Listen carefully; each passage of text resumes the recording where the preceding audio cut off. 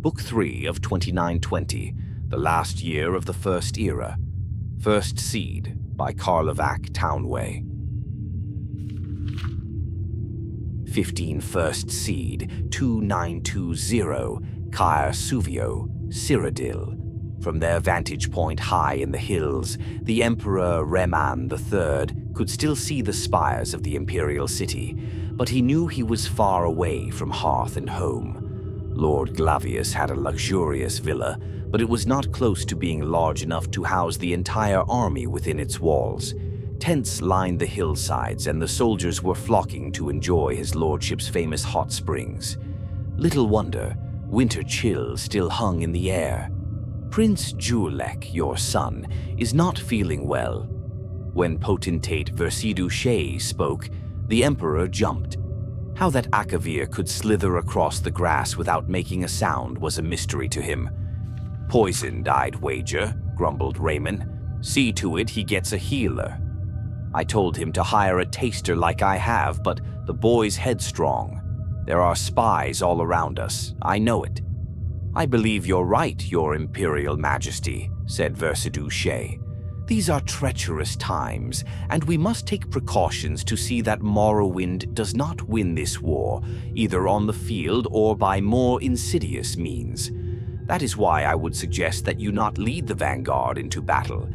I know you would want to, as your illustrious ancestors, Reman I, Brazolus Dor, and Reman II did, but I fear it would be foolhardy. I hope you do not mind me speaking frankly like this. No, nodded Reman. I think you're right. Who would lead the vanguard, then? I would say Prince Juilek, if he were feeling better, replied the Akavir. Failing that, Storig of Faerun, with Queen Naghea of Riverhold at left flank, and War Chief Ulach of Lilmoth at right flank. A Khajiit at left flank and an Argonian at right, frowned the Emperor. I never do trust beastfolk. The potentate took no offense. He knew that beastfolk referred to the natives of Tamriel, not to the Tsaishi of Akavir like himself. I quite agree, your Imperial Majesty, but you must agree that they hate the Dunmer. Ulach has a particular grudge after all the slave raids on his lands by the Duke of Mournhold. The Emperor conceded it was so, and the potentate retired. It was surprising, thought Reman, but for the first time the potentate seemed trustworthy. He was a good man to have on one side. 18 First Seed, 2920, Ald Erfood, Morrowind.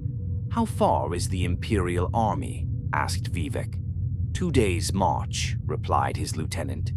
If we march all night tonight, we can get higher ground at the Priai tomorrow morning. Our intelligence tells us the Emperor will be commanding the rear. Storig of Faerun has the vanguard, Naghea of Riverhold at left flank, and Ulach of Lilmoth at right flank. Ulach, whispered Vivec, an idea forming. Is this intelligence reliable? Who brought it to us?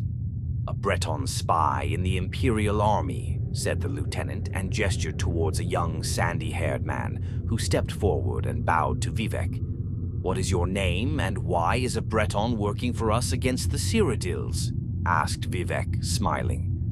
My name is Caer Whitley of Dwynnin, said the man, and I am working for you because not everyone can say he spied for a god, and I understood it would be, well, profitable. Vivec laughed. It will be if your information is accurate. 19 First Seed, 2920, Bodrums, Morrowind. The quiet hamlet of Bodrum looked down on the meandering river, the Priai. It was an idyllic sight, lightly wooded where the water took the bend around a steep bluff to the east with a gorgeous wildflower meadow to the west.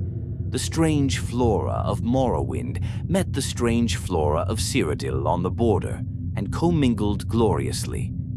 There will be time to sleep when you've finished. The soldiers had been hearing that all morning. It was not enough that they had been marching all night, now they were chopping down trees on the bluff and damming the river so its waters spilled over. Most of them had reached the point where they were too tired to complain about being tired. "Let me be certain I understand, my lord," said Vivec's lieutenant.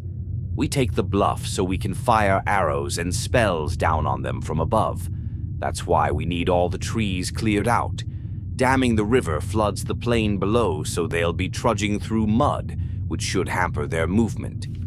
"That's exactly half of it," said Vivec approvingly. He grabbed a nearby soldier who was hauling off the trees.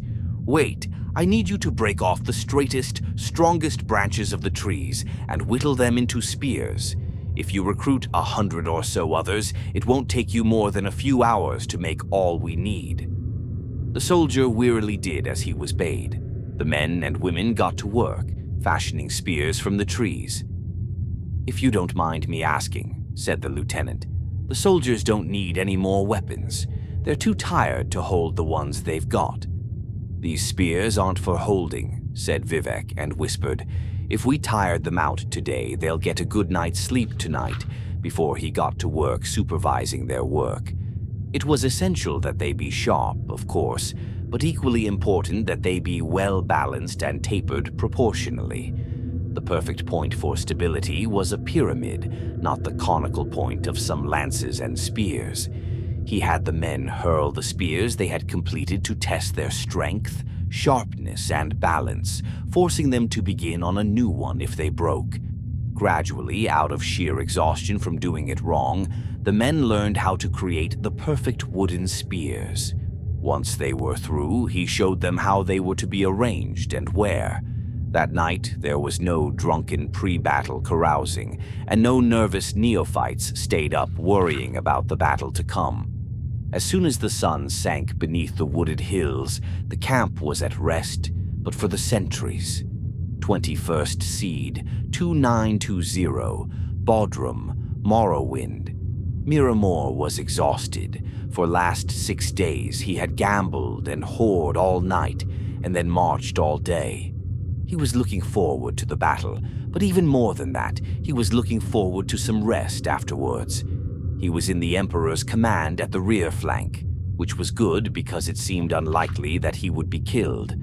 On the other hand, it meant traveling over the mud and waste the army ahead left in their wake. As they began the trek through the wildflower field, Miramor and all the soldiers around him sank ankle-deep in cold mud. It was an effort to even keep moving. Far, far up ahead, he could see the vanguard of the army led by Lord Storig emerging from the meadow at the base of a bluff. That was when it all happened. An army of Dunmer appeared above the bluff like rising Daedra, pouring fire and floods of arrows down on the vanguard. Simultaneously, a company of men bearing the flag of the Duke of Mournhold galloped around the shore, disappearing along the shallow river's edge where it dipped to a timbered glen to the east. War Chief Juilek, nearby on the right flank, let out a bellow of revenge at the sight and gave chase. Queen Naghea sent her flank towards the embankment to the west to intercept the army on the bluff. The Emperor could think of nothing to do. His troops were too bogged down to move forward quickly and join the battle. He ordered them to face east towards the timber, in case Mournhold's company was trying to circle around through the woods. They never came out, but many men facing west missed the battle entirely. Miramor kept his eyes on the bluff. A tall Dunmer, he supposed, must have been. Vivec gave a signal, and the battle mages cast their spells at something to the west. From what transpired, Miramor deduced it was a dam. A great torrent of water spilled out, washing Naghea's left flank into the remains of the vanguard, and the two together downriver to the east. The Emperor paused, as if waiting for his vanquished army to return, and then called a retreat. Miramor hid in the rushes until they had passed by and then waded as quietly as he could to the bluff. The Morrowind army was retiring as well back to their camp. He could hear them celebrating above him as he padded along the shore. To the east, he saw the Imperial army. They had been washed into a net of spears strung across the river. Naghea's left flank on Storig's vanguard, on Juilek's right flank, bodies of hundreds of soldiers strung together like beads. Miramor took whatever valuables he could carry from the corpses and then ran down the river. He had to go many miles before the water was clear again, unpolluted by blood. 29 First Seed, 2920, Hagathi, Hammerfell. "You have a letter from the Imperial City," said the chief priestess, handing the parchment to Corda. All the young priestesses smiled and made faces of astonishment. But the truth was that Corda's sister Regia wrote very often, at least once a month. Corda took the letter to the garden to read it, her favorite place, an oasis in the monochromatic, sand-colored world of the conservatorium.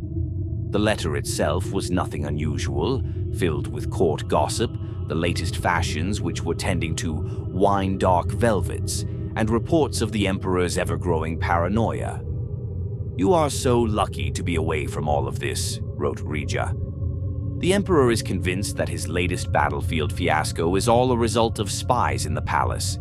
He has even taken to questioning me. Rupga, keep it so you never have a life as interesting as mine."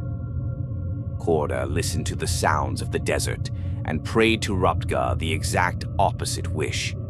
The year is continued in Rain's hand.